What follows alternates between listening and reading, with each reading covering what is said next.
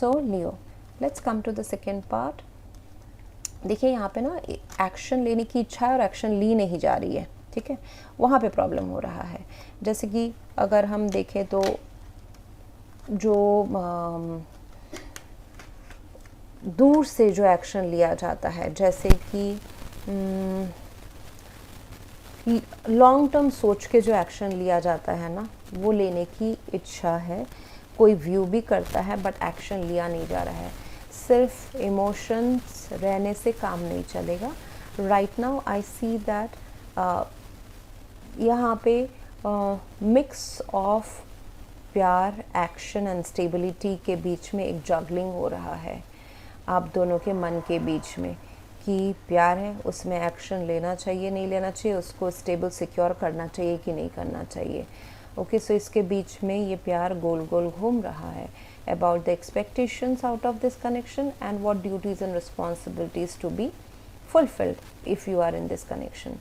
सो यहाँ पे mix of people भी हो सकते हैं लियो, जहाँ पे मुझे दिख रहा है कि यहाँ पे ऑप्शंस या yes there could be options, या फिर ये प्यार is distracted by other people in the mix. Okay, ये भी हो सकता है। And other people could be friends, family, romantic ones. Okay, competition between new and new relation, new opportunity, new love opportunity, नए person and a choice between the old person, या फिर an existing person and an old person, ये भी हो सकता है। So यहाँ पे आपके person जो है काफ़ी अंदर से अगर मैं बोलूँ, which they are not showing up, they are thinking this relationship very seriously, stability, security लाना चाहते हैं, आपको खोना नहीं चाहते हैं। सो इस वजह से आपके साथ एक रिस्क ज़रूर लेंगे ये person, okay, in terms of long term commitment. And यहाँ पे मुझे दिख रहा है कि अगर गोस्टेड, इग्नोर्ड कोई फील हुआ था, so that will come over with this talking curious energy. Page of swords है, अगर बातचीत कम थी, नहीं थी, क्लैरिटी नहीं था, तो ये अभी आने वाला है। एक तो आपके पर्सन को भी आने वाला है एंड उस वजह से ये कम्युनिकेशन एंड रिलेशनशिप आगे भी बढ़ने वाला है through clarity. I see that यहाँ पे जो सोल्यूशन रहेगा, what you need to learn Leo is growth.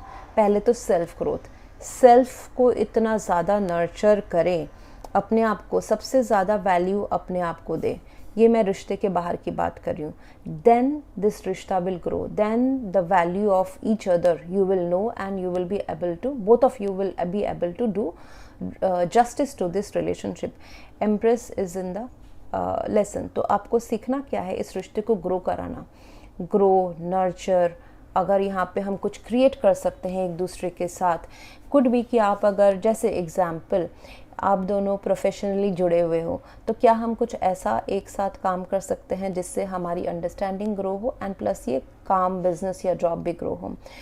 Plus अगर आप अनमैरिड है, if you want to conceive a baby, you want to expand this relationship, marriage, that is also possible.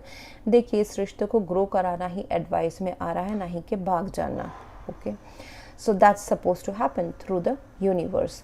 And उसके लिए खुद के ऊपर कॉन्फिडेंस, खुद को प्यार करना, सेल्फ लव, नर्चर, ये करना बहुत ज़रूरी है। एंड प्लस ये वो आपके रिश्ते में भी दिखेगा। मैं ये बताने की कोशिश कर रही हूँ कि खुद का कप खाली रख के आप दूसरों को नहीं दे सकते हैं, तो खुद का कप ज़रूर भरा रखें, तो फिर जाके ये रिश्ता भी आगे बढ़ेगा।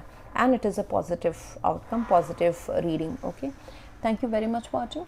Please do like, share, comment and subscribe. Thank you.